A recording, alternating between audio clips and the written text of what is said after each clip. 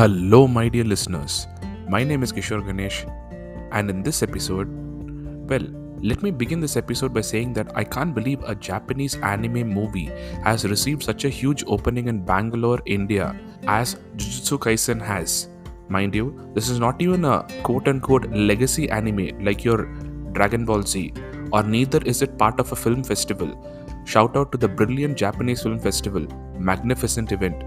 This is a relatively new, although supernova-esque anime that the majority of the world got exposed to through Netflix in 2020 and cut to 2022, a major theatrical release in Bangalore.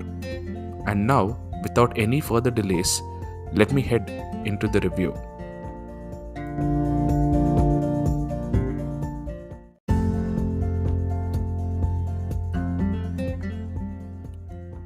Jujutsu Kaisen 0 begins very similarly to the anime. Protagonist sentenced to death, held in the execution room, being talked to by Gojo Satoru.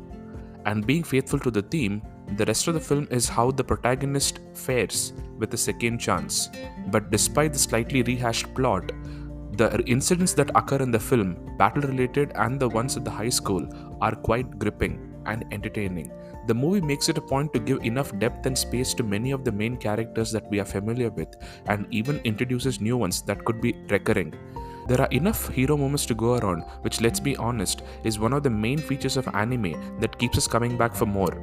The phenomenal power of the protagonist, which he has to come to terms with and harness, and only post this can he flourish, is a metaphor that most people can connect with, and one that leaves them with hope.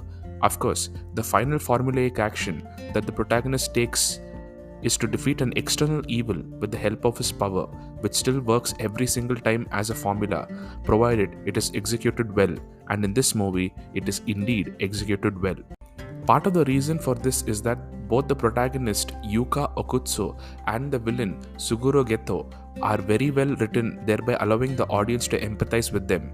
I get where Yuka and Suguro are coming from, and hence I was conflicted about rooting 100% against the villain, which is strictly down to the writing.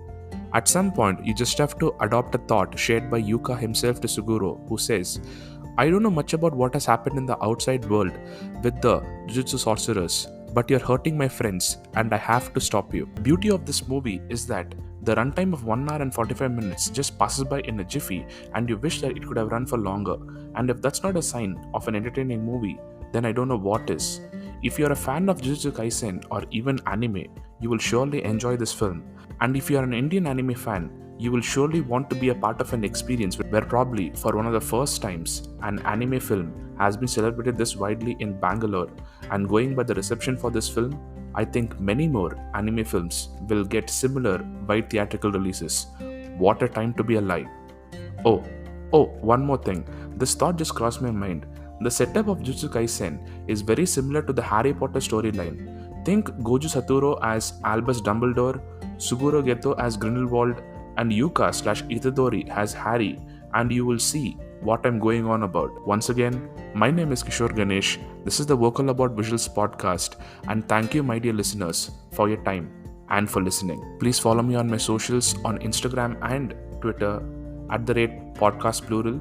Thank you.